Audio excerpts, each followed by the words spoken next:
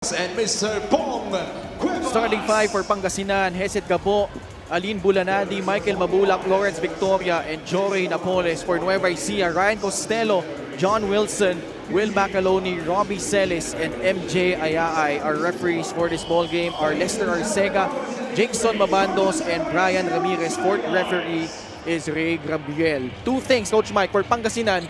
Alin Bulanadi, making his very first start of the series, came off the bench in games number 1 and 2.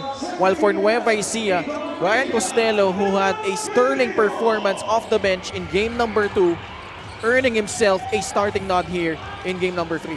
That's exactly something that I also would want to mention. I mean, Ryan Costello, definitely his performance in game number 2 has earned him this start right now for the Rice Vanguards. And Bulanadi really exchanged between a couple of scorers in Galance and Bulanadi.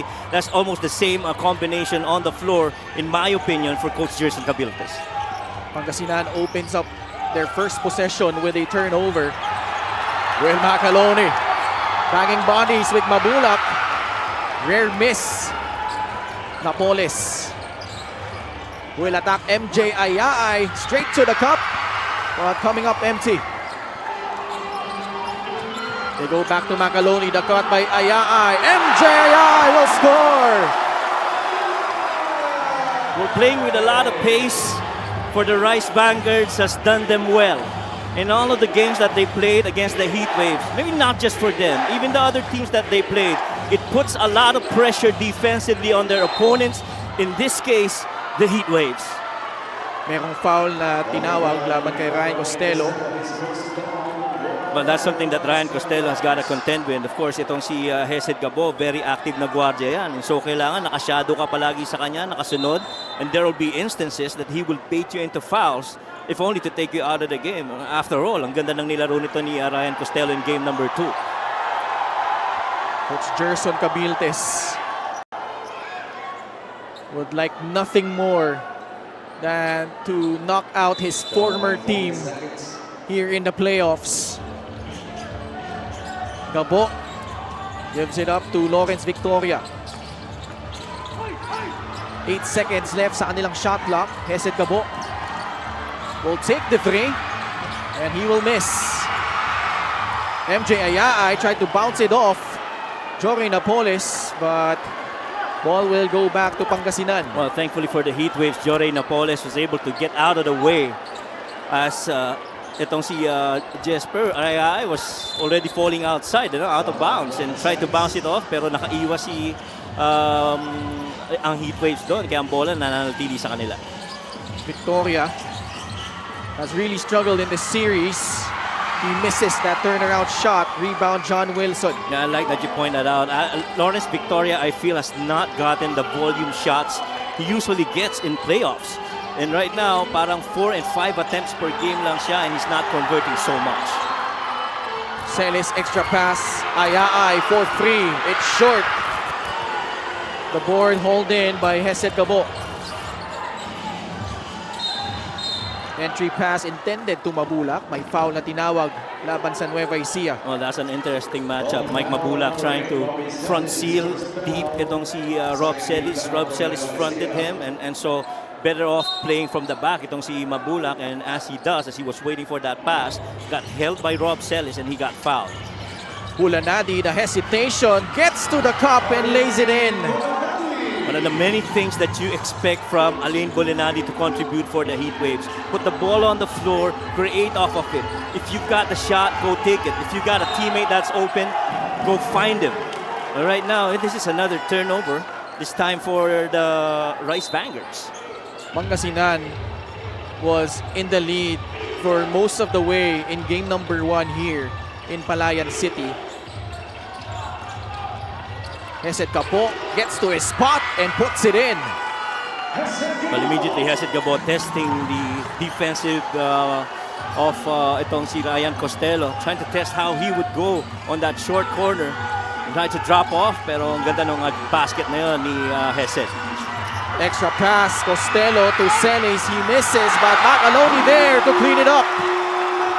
The best player so far in this series, Will Macaloni, making things happen again for the Rice Vanguards. Bulanadi shuffled his feet, It's another turnover against the Pangasinan Heatwaves. And I just want to say, Ken, yung immediate na pagbaba ng bola na yun para sa Heatwaves, how many blue shirts did you see? You saw already 4 of them down there. But this was the test on that short corner defense by Ryan Costello, to which Hesid Gabo make a basket. Pero ito naman si Will Macaloni, talagang active on the offensive board. A steal right here for the Heatwaves. Napoles will lay it up and in with his left hand. Pangasinan is back in the driver's seat, 6-4. And for Coach Gerson, Ken, I'm sure you're loving the involvement offensively of Joray Napoles and Alin Bolanadi very early in this game. Another turnover this time by the Rice Vanguards. Tatakbo dito ang Pangasinan. Give and go. Bolanadi will miss. Mabulak snares down the offensive board. Victoria takes the free and he will make it. Much needed basket para kay Lawrence Victoria. This might just be the best start of some of the really good scorers of the Heatwaves, in my opinion. Alain Bolanadi, Joray Napoles, Lawrence Victoria, all getting field goals early in this game. 3-point shot brought to you by Extreme, your one-stop shop appliances. Bilis na ng pag-isip ni Mike Mabulak doon. You always spray it out, try to look for your shooters outside on an offensive rebound, and thankfully, he found Lawrence Victoria, and Lawrence just really knocked it down. Approaching the 6-minute mark of the first quarter. Costello launches a free, no good. Oh man. Defensive rebound by Will Macaloni. Ibang klase yung tinatrabaho sa boards ni Will Macaloni. Celis facing a slight double team. 3 seconds left on their shot clock. Celis making his move just in the nick of time. And that's a sight I'm sure Coach Don Dulay would love to see more of from Rob Celis. He struggled so far shooting from the field in this series. Mabulak turns the corner but could not convert. Nueva Ecija trailing by 3. The spin inside and a finish by MJ Ayay. Ito na yung part ng game na nagsasagutan. We saw this in the previous games that we've seen them regular season, in first two games of the playoffs. Talagang resilience ang panglalabanan mo rin dito if you're playing for both the Heatwaves and the Rice Vanguards. Offensive foul will be whistled against the Pangasinan Heatwaves.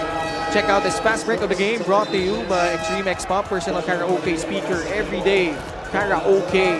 Well, immediately, little show and go, ending in that drop step for Jasper Ayay. Spin move down the baseline. Medyo naka-drop coverage si Lawrence doon, pero you know, that's all the space he needed, speaking of Ayay, to make that basket. And look who's back for Nueva Ecija, JC Marcelino, who missed out game number 2. And he will come in together with JV. You see the field goal shooting as well. Nueva Ecija slightly better, 50% compared to only 44.4% para sa Pangasinan. Yet the Heatwaves are in the lead, 9-8. Diyan mo mararamdaman yung halaga rin talaga kayo ng pag-start ng mga primary guardia para dito sa Rice Vanguards. Before it was Calvo, now it's Ryan Costello. Those extra 5 minutes on the floor that you give to start the game really helps these twins assess the game and figure out how they could contribute and change the momentum. Joshua Fontanilla activated here in game number 3. Wasn't even in uniform in games 1 and 2. So interesting choice here by Coach Gerson Cabiltes, getting some minutes off the bench. Vic Manuel short on the jumper. Now you like that shot by Vic Manuel, but Vic, you cannot fall in love with outside jumpers because you pretty much cause damage every time you were down on the low block. Ito medyo konting kiskisan between Vic and Will. This time against Vic Manuel. Billy Robles was huge in game number 2 as well here in game number 1. You see that move right there by Billy. I feel yung mga magic bunot in that game number 2 would be Billy Robles as well as Ryan Costello para kay kay Coach Don Dulay. Those two were magnificent, especially Ryan Costello with those quality minutes. He got, 10 minutes in that game, but produced really well for the Rice Vanguards. LGR, the official outfitter of the MPBL. Billy Robles, he had that buzzer-beating shot to end the third quarter, giving some momentum for Nueva Ecija.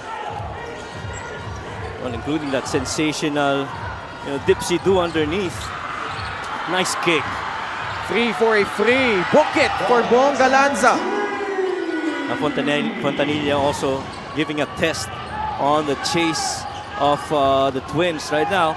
Parang may twins din dito ang Heat Waves, no? You have Pagsanhan as well as Fontanilla guarding the Turbo Twins. Manaytay has shot well from the outside in this series, but not that time. Heat Waves with a 2-point lead. JV Marcelino caught pushing off. He will be tagged with a personal foul.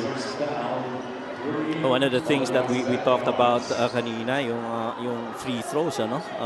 You can't keep on fouling if you're the Rice Vanguards, because all the more that you send these Heat Waves to the line, all the more it's favorable for them. They've won games where they've gotten more free throw attempts and free throw makes in all the games that they played this season. Dripping violation laban kay Joshua Fontanilla. Pangasinan in game number 1 had 34 free throw attempts. And most of them came in the third quarter. Yeah, on that crucial run. Yeah. By the Rice Vanguards. The thing with yung Rice Vanguards, which makes them very deadly, if you're not taking care of the ball and they steal it, they will make you pay for it.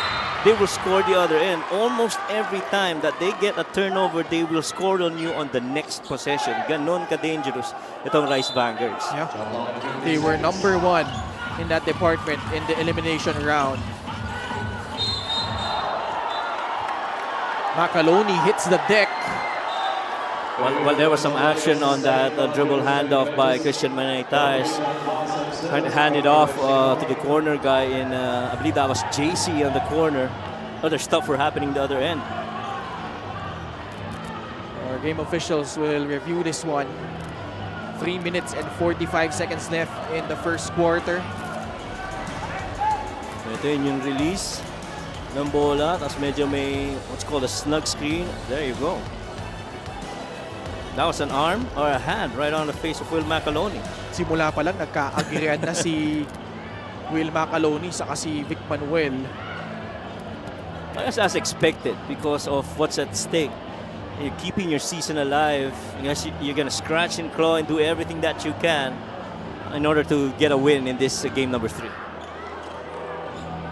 Nueva Ecija, the number 2 seed, facing off against the number 7 seed, the Pangasinan Heat Waves. Pangasinan, after that disappointment of not making it to the playoffs the year prior, enters here for the very first time. Unsportsmanlike foul on number 2, Vic Manuel, his second. It's an unsportsmanlike foul on Vic Manuel. Well, that's big. Because that indeed, in my opinion, was a hand on the face of Will Macaloni, which was showed on the replay earlier. And the danger here for the Heat Waves, ang risk dito is pangalawa na yan ni Vic Manuel at may isa na siyang unspo. He cannot commit another one because if he does, he'll be tossed. Macaloni though missing his free throw. Will Macaloni, you see his numbers in games number 1 and 2 on the average 20.5 points, 9.5 rebounds, and shooting 80% from the floor. And for sure, Boss Bong Cuevas really loving how Will Macaloni has been performing here. And that's why you see Lervin Flores activated here in game number 3. Yes. Pero agad naman nagpalit ng tao si Coach Don. Jam Ramito now in for the Rice Vanguards. At saka sa ganda ng nilalaro ni Will Macaloni dito sa series na ito. I think he learned from the regular season against the Heat Waves when he was, shooting only 28, 29% from the field. He couldn't get anything. And so dito, mas maganda ang pagpili ng mga tira niya. He moves a lot off the ball, and that's why he's getting rewarded with passes in those baskets, either from the field or from the line. Turnover committed by Joshua Fontanilla. JV Marcelino nakalusot at nakasungkit ng foul laban sa Pangasinan. Well, that's another personal foul drawn by the Rice Vanguards.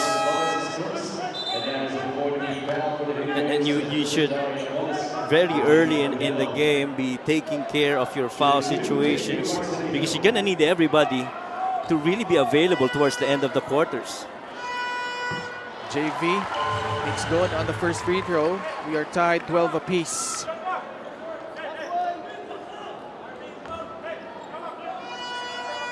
JV Marcelino. Also a solid performance in game number 2.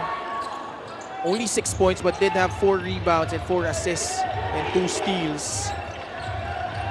And now giving the lead back to the Rice Vanguards, 13-12. Napoles, quick first step. Momentarily bobbled the ball. As a travel. It's a tight pass, and also, like you said, traveling violation whistled against Joey Napoles. And so far what's happening is every time that ball gets in the paint, there is always going to be that second guy to try and defend every time that ball is in the paint. Dami ng turnovers para sa magkabilang kupunan. JV Marcelino will reset their offense. I felt he had a shot. Tried to pass it off to Billy Robles. That's the 5th turnover against Nueva Ecija. You know, for Coach Gerson, this is the 3rd point guard that he has inserted here. Ian Melencio was superb here in game number 1. I felt him and Hesed Gabo have really been alternating at the point guard position. And one of the reasons why Josh Fontanilla came in is really because of, you know, the twins JC and JB coming in. You have to have a counter to that, which is what, in my opinion, Coach Gerson has in mind in putting in Josh Fontanilla. Ian Melencio nagtala ng 11 points, 4 rebounds, 3 assists in game number 1. He also had that buzzer-beating shot at the end of the 3rd period. Galanza in traffic. Not even close. Boy, and are the Rice Vanguards really compacting that paint, making it very difficult to go in. This is a crucial juncture for both of these teams. This was where Pangasinan took the lead for good behind this second unit for Coach Gerson. Kung matatandaan mo, nung tail end ng first quarter, lamang pa in Nueva Ecija in game number 1. And then once Vic Manuel and the others chipped in, actually Vic Manuel scored the last couple of points in that game number 1 first quarter. And from there, di na nila na-relinquish yung kalamangan doon. Even though Nueva Ecija threatened multiple times, showed really a lot of character and poise amidst this raucous whole crowd here in Palayan City. Kaya napaka-importante itong mga second unit ni Coach Gerson Cobiltes na patuloy na magpo-provide ng mga numbers na yan, so that when guys like Vic Manuel, Hesed Gabo, Mike Mabulak, when these guys come back, maganda rin na ipopondo nila. Hindi solely dependent on the starters to be coming up with those production. This is a matchup that has been brewing from the beginning. JC Marcelino guarded by Harvey Pagsanhan. JC to Manaytay. Hamito with 8 on the shot clock, lost it. Ooh. And it's a turnover again against the Rice Vanguards. Oh, he had a shooter in the corner. He had a shooter in the corner and a downhill guy on the wing. That's Villarias as well as JB Marcelino. Either way, that could have gone, you know, much better point of attack para sa Rice Vanguards. Melencio nagtitimon para sa Pangasinan. Galanza drives right. Flores aatake, flips it up and in. Coach Gerson Cobiltes just loves to execute Horns play, and why not? You got some big guys that are actually very capable, and I felt it's just genius that he put in a left-handed player in the corner in Lervin Flores to receive the ball and attack downhill. JC umalog yung kanyang tres. A minute and 25 left here in the first quarter. Ganda rin labanan ng Guardia, no? Yeah, Pagsanhan and JC Marcelino. But Pagsanhan turns it over. A lot of turnovers here in the first period from both these teams. Hamito positions himself inside, kicks it back out to Manaytay. They recycle their offense. JV to JC for free. It's good. That one's big. if you're gonna get JC free in the corner and he'd be very comfortably taking that shot, then you're in a good place. First free of the ball game by Nueva Ecija after 6 tries. Galanza momentarily free, lost it. Marcelino off to the races. Shooter on sway. Villarias will take it and make it from downtown. Everybody in the gym knew that ball was gonna go to Byron, and Byron just waited for his chance. Catch and shoot? Not really. Little shot fake before he took it. Bottom of the net. About a 7-second differential between shot and game clock. Melencio navigating through traffic. And Nueva Ecija, they are in penalty. 2 free throws coming up for Ian Melencio. And so far, the defensive scheme of Nueva Ecija is really try to blitz those two-man action. Ito yung catch and shoot sana, pero hinayaan muna, little shot flick, tiningnan kung anong magiging depensa. Since wala, tinira na rin ni Villarias, and why not? Much the delight of Mayor Viandre Cuevas. Ian Melencio short on the first free throw. It's palagi, no? Para bumagal yung ball distribution ng point guard at wala masyadong vision to find the next open guy. A split at the line for Ian Melencio. Mike Mabulak will replace Jory Napoles. 20 seconds remaining in the first period. Nueva Ecija protecting a 2-point lead. Both teams in penalty. JC guarded by Hesed Gabo this time. 9 seconds remaining. JC Marcelino spins. The pass. Hamito the fake and the foul whistled against Pangasinan. A couple of lefties getting involved in the middle ball screen. Some coaches would call that an angle screen because you've got a couple of guys on one side and one corner guy on the other. Drove that middle. Since nasara yung lane para sa kanya, ganda ng pagkaka-drop off kay Jammer.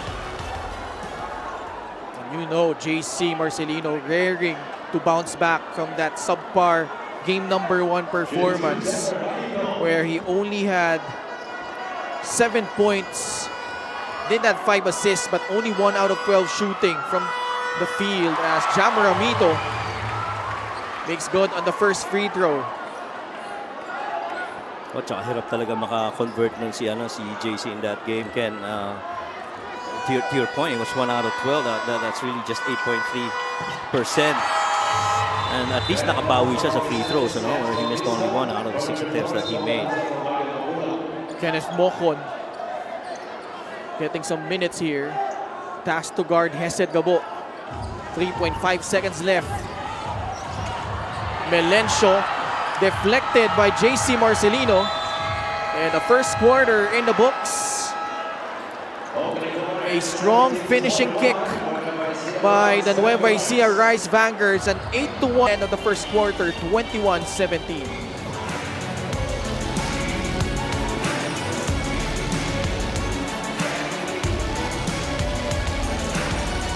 No matter what, soft-spoken down to the most challenging seconds of the game. We can talk all day about offense and defense, but for the Season 3 champion coach, he has one goal, and that is to win in front of their ever-loyal Novo Ecijanos who have been so supportive so far tonight. A group of people very dear to Boss Bong Cuevas and his family. JC Marcelino is back. Will Mac had his best 2 games of the season. Rob Sell is always ready to make sure his platoon is mentally ready for battle as team captain. And there were also surprise performances already from Villarias and Ayay so far tonight. With all these on their plate, the Rice Vanguards are more than ready to go. Ken, Coach Mike. Maraming salamat, Mika and Coach Don. Alam naman niya, the targets on his back since that loss against Quezon. And we covered that very first home game. The very next game, actually, they had against Ilagan, Isabela. And you see the field goal shooting in the first quarter. 6 out of 15 for Nueva Ecija, Pangasinan, 6 out of 13.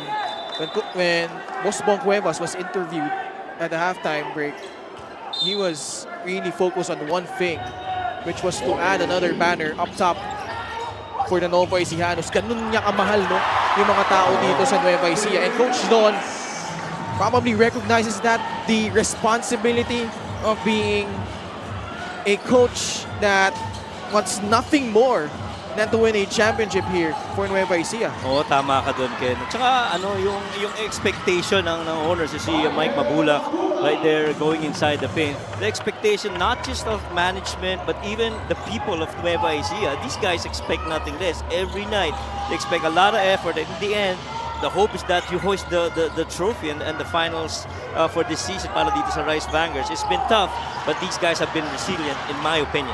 And you have to commend how they responded. Yeah. Game number 1, game number 2, they trailed both times at the half. And in game number 2, their backs against the wall. As you see here, Mike Mabulak makes his move inside. They were able to bounce back, showed resilience, showed some fight, and weathered that storm by the heat waves and pulled through in that game number 2, forcing a game number 3 here in Palayan City. A steal and a foul given up by Hesed Gabo on that transition layup attempt by JV Marcelino. I like that foul by Hesed Gabo, actually preventing that easy layup for JB. Preventing a momentum probably para sa kanila na ayaw niyang ma-involve itong mga hometown fans ng Nueva Ecija in that action. But to your point, Ken, yung resiliency talaga yung I think that's the separator right now for the Rice Vanguards. I mean, they could have gotten, just so many wins and very few losses, pero it's their losses and their near losses that actually showed their control for the game. Ang free throw na ito at sa atin ng Extreme Appliances, ang subok at kompletong appliance brand ng Pilipinas. A massive run, game born for greatness. Happy to have you with us here on a Tuesday night dito po sa Palayan City amidst this full house inside the Nueva Ecija Coliseum. 5,800 people in attendance. Wow! Alam mo, normally malamig dito pero medyo mainit because sa dami ng tao nanonood. Kanina malamig na walang tao. Walang tao. Ayan, so many fans of Nueva Ecija right here on the gym trying to support their home team. Pangasinan, if you're Coach Jerson Cabildes, you would not like the 10 turnovers you've already given up here. And we're just barely into the second period. Right now, you cannot afford to give more offensive rebounds para dito sa Rice Vanguards because right now in that stat line, they've given up 3 more offensive rebounds for the blue shirts. And you can't do that because, again, it goes back to the point that the teams that have actually won the games of these two teams in this season have actually gotten better on the offensive board. Robbie Celis goes inside the paint and he was able to draw a foul. It's a 12-3 run right now by the Nueva Ecija Rice Vanguards. Robbie Celis has struggled at the line in this series. And that continues.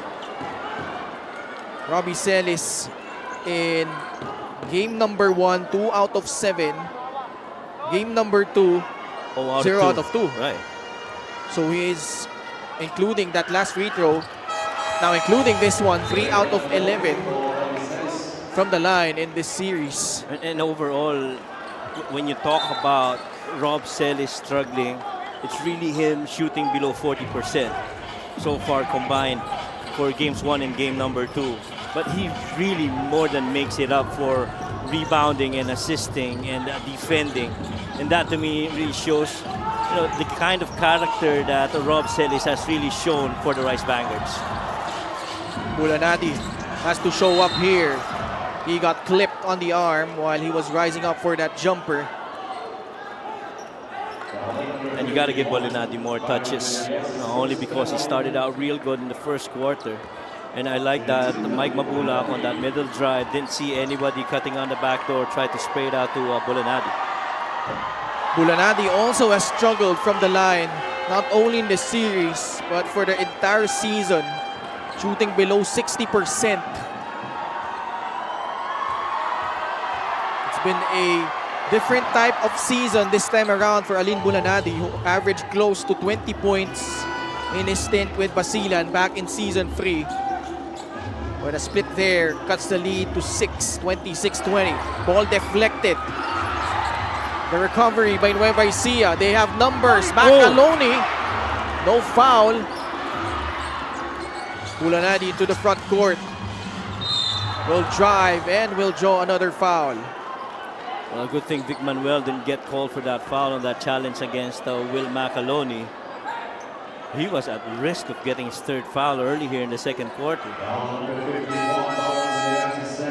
But that's one opportunity of a fast break na alam mong nasayang para dito sa Rice Vanguards. They had numbers, they had their best point guard on the floor. They've had Will Macaloni, their best player in that lane, but really couldn't finish it off. Bulanadi in that series, when he was with Basilan, during the playoffs, he was averaging 17.7 points. And he was undoubtedly their go-to player that time. And they went up against Coach Don Dulay when he was with the Davao Occidental Tigers.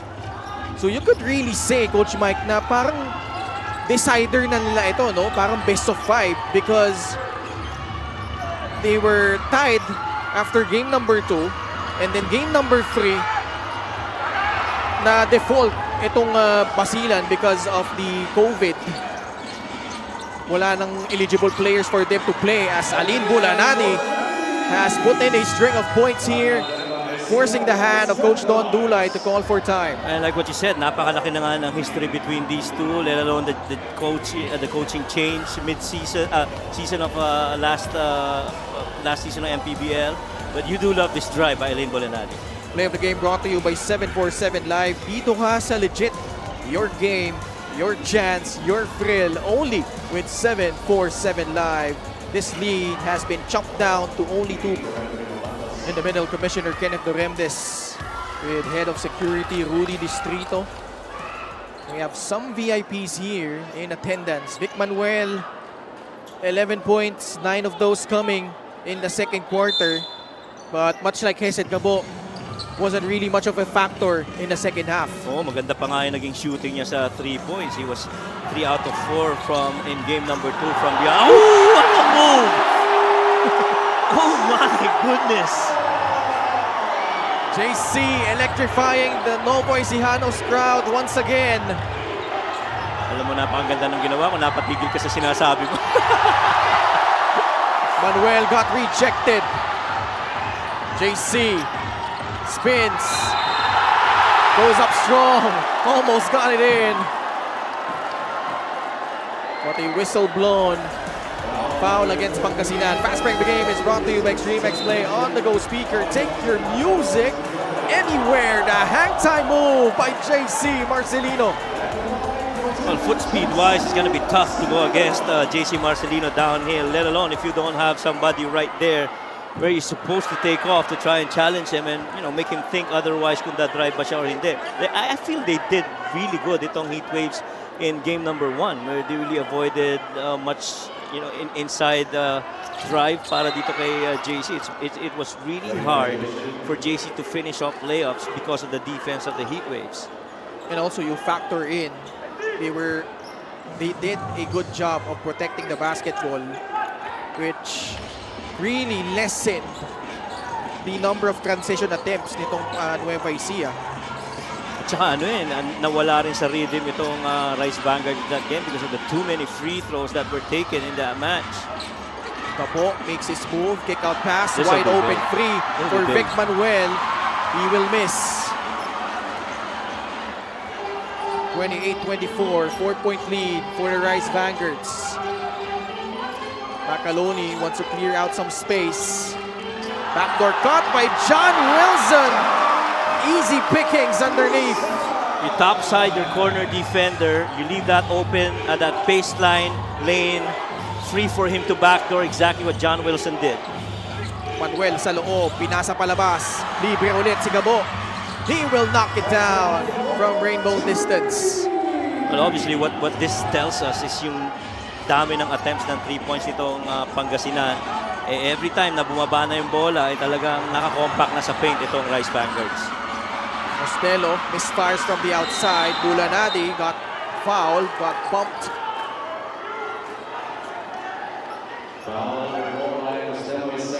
Costello whistled for his second personal foul. JP Calvo not active today for the Rice Vanguards. Assist of the game is powered by 747 Live. Dito ka sa legit. Ganda ng pagkaka-set up ng backdoor na yun ni John Wilson. 2 steps up, then you go backdoor. He continues to topside you. Go ahead and continue with that back and finish it off. Manuel sa postre, laban kay Jammer Amito. Sikip ng paint. Every time that ball is on the block or mababa yung ball sa 3-point area, halos lahat ng Rice Vanguards around the proximity of the paint. And so they really are compacting that paint, not allowing any more offensive rebounds para dito sa Heatwaves. Saka ready to help for Vic Manuel because he was really superb in those one-on-one matchups. Meanwhile, back-to-back threes from Hesed Gabo. Just like that, we are tied at 30 apiece. Oh, tsaka yun na nagpahirap sa kanila, Ken. Lalo na, very evident yun in the regular season when they came back in that second half, all because of Vic Manuel's post-up and paint action. Makaloni misses. Nice The pass. rim run, mapulak high off the glass and in. Lamang na ulit ang Pangasinan. In all of those 8 points, Hesed Gabo got involved. The last 8 points of the Heatwaves, a couple of threes, and that assist over for Mike. Costello can't answer. Will Macaloni could not believe that it was last touch on Nueva Ecija. Well, that drive right there triggers that fast break and good rim run by Mike Mabulak. And JC was pretty much late trying to get in the passing lanes of that leak-out pass by Hesed Gabo. We have a coach's challenge by Coach Don Dulay. Past the halfway point of the second period. We'll be back for the result of this one.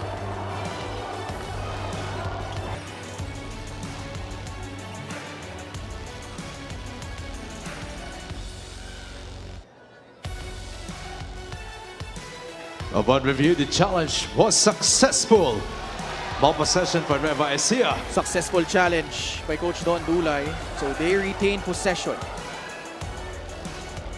See that right here? Missed shot. Who touched it last?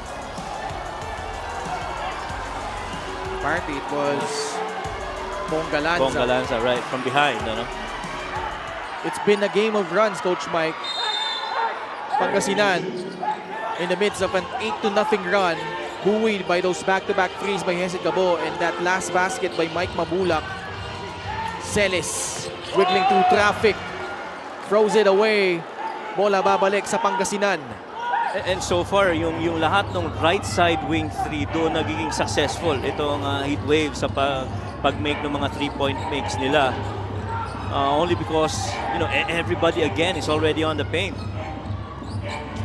Manuel has yet to make an impact. Gabo fakes. Before the shot, there was a foul, but Nueva Ecija is in penalty anyway. Ganda rin pagkakabasa ni Hesed Gabo doon. Something they need to watch out for, Nueva Ecija. These are the 9th and 10th free throw attempts for Nueva Ecija, for Pangasinan rather. Hesed Gabo averaging 12.5 points in this series. And also shooting 5 out of 11 overall from 3, 45.5%. Hits the first free throw.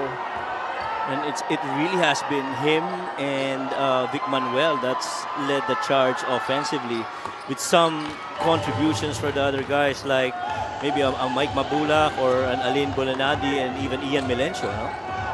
Gabo with 10 early points for Pangasinan. It's a 17-9 quarter here. In fact, 10 unanswered points already by the Pangasinan Heatwaves. Another turnover forced by that defense of Pangasinan. Well, to my recall, it's been that zone defense that has actually slowed down Nueva Ecija in certain quarters of games in game number 1 and game number 2.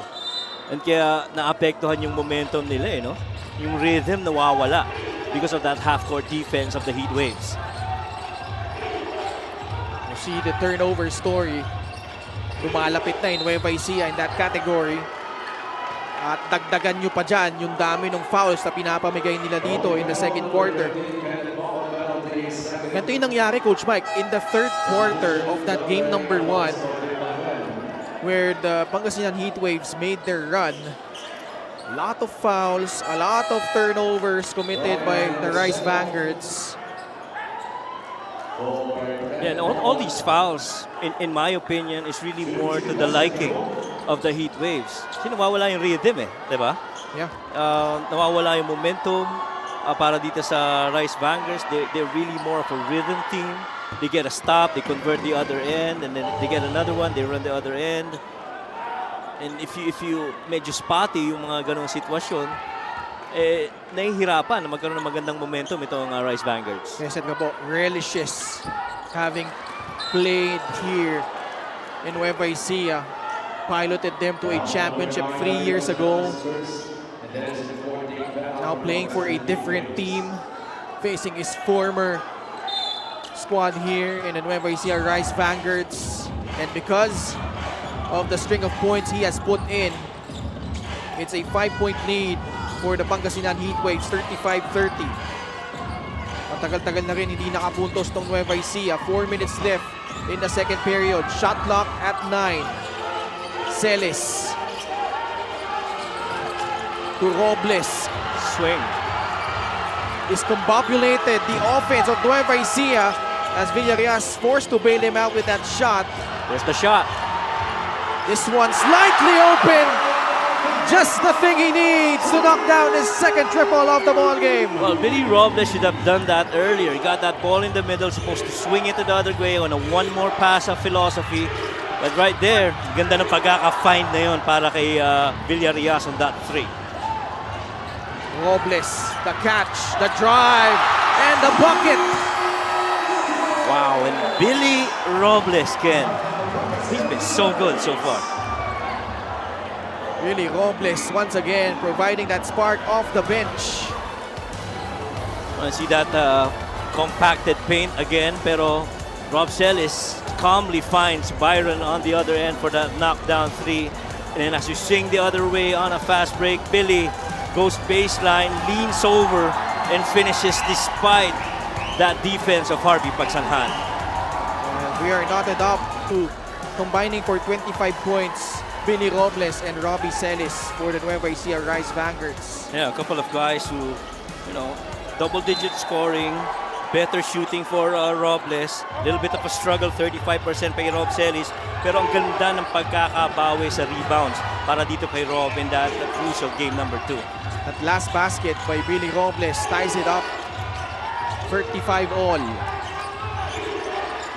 Lawrence Victoria, pinuntahan si Napoles, who momentarily lost it, but the recovery and the basket by Michael Mabulak. Now that was huge for Mike Mabulak.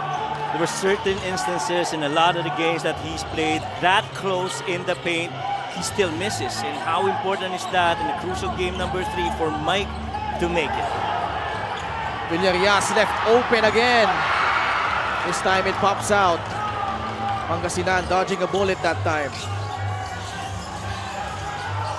Napoles loves that spot.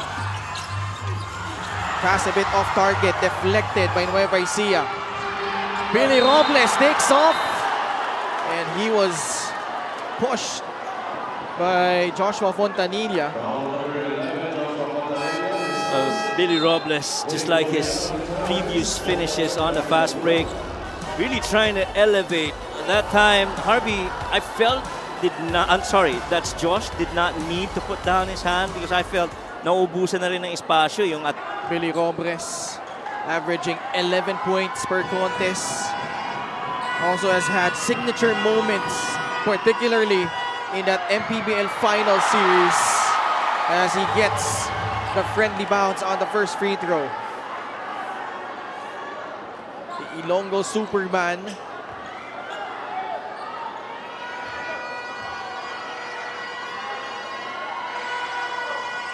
pasok, dalawang free throw for Billy Ray Robles. Tabla ulit, 37 all. Chance of defense here in Palayan City. Victoria hit a free earlier. Bounce pass to Jory Napoles. And he commits another traveling violation. And I don't know if it's intentional that the Rice Vanguards have really allowed Jory Napoles to be the one to receive the ball and be the secondary decision maker, especially mid of the shot clock, ano? And so far, it's been tough for him to make really good looks. Earlier, he slid. The second time, hindi maganda yung pasa, and this time, another turnover. Approaching the 2-minute mark of the second quarter. Pangasinan in a 2-3 zone. And they've been doing that for quite a while now. Costello, extra pass, libre ulit si Byron Villarias. Oh, and Brian Costello immediately knew, I gotta get that ball over to Byron, and Byron says, I'm gonna knock it down, and he does. Big Bang Toto with his third trifecta. Maguliano, the one-hander, no good. Nueva Ecija up by 3 points. Boy, I like how Rob Sells was actually the 5 in that situation, giving that low block defense to Will McAloney. Well, it does 2 things. One, nape-preserve mo si Billy Robles, si Rob Sells rather. Second, it's tougher to go up against on the post with Will McAloney right in front of you. Ganda ng pagkakapasa na yun. Little look at the rim to elude that close-out defender and really swinging it over to Villarias. The winning plays, the ones you don't really see, not the flashy ones. That extra pass, Costello could have taken that shot, but he saw a much more open teammate, Bosbong Cuevas. I'm sure he's probably at the edge of his seat. What do coaches say? Simplicity creates decisiveness. And that way was very simple. You know, you get the ball on the top, you generate that closeout. I'm sure there's one more pass that's free, which ended up in that 3 by Byron. Now trying really hard to keep it step with Hesed Gabo. Gabo with 11 markers. Drives right. Pass to Maguliano. Villarias thought he got it cleanly. I think they're going to challenge this. I felt that was all ball.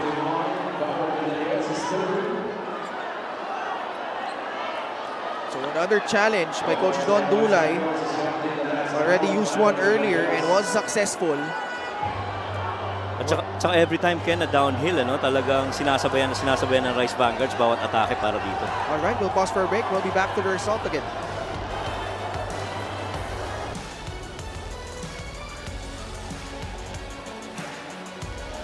Upon review, the challenge was successful. That was so foul. So Coach Mike, you were right. All ball apparently on that block by Byron Villarias.